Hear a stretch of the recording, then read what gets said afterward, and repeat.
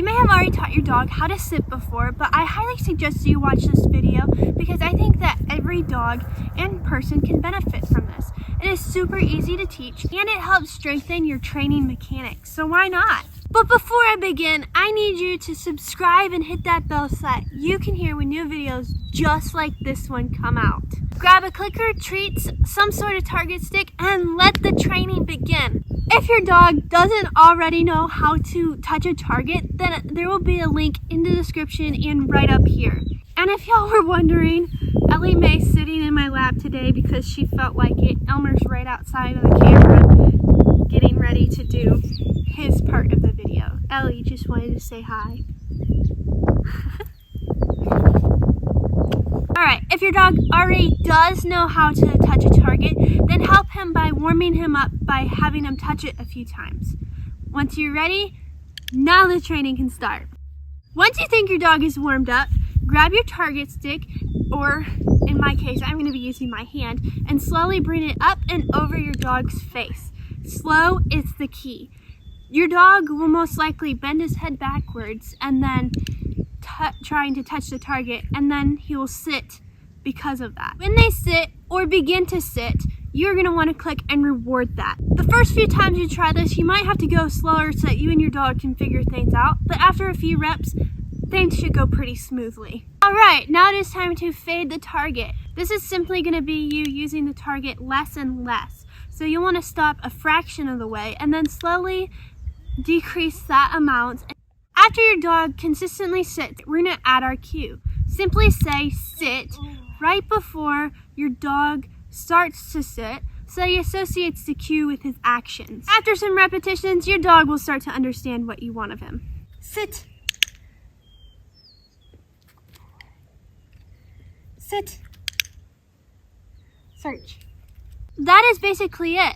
Just make sure to keep practicing and trying this out in new environments as well so your dog generalizes it. Now it is time for me to explain why I teach sit the way I do.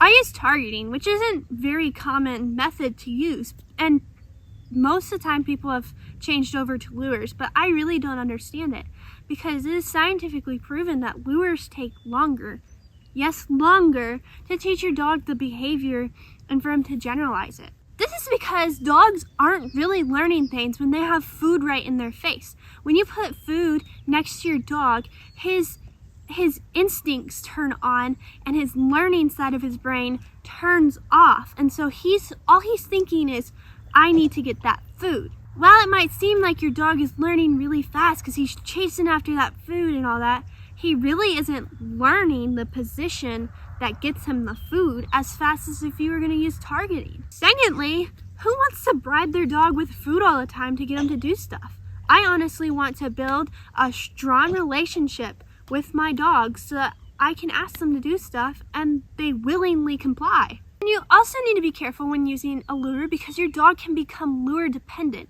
which means that he's not going to do the behavior without the lure. And I just don't think that's a good idea. The only time I really believe that lures should be used is when your dog is in a dangerous situation and lures are the only way you're gonna get him back. Like if he was going and chasing something down the street and you said, "Cookie, here's a cookie, come get my cookie." Good girl. I saw that. And that would get your dog to come back to you. By all means, do it so that your dog is safe.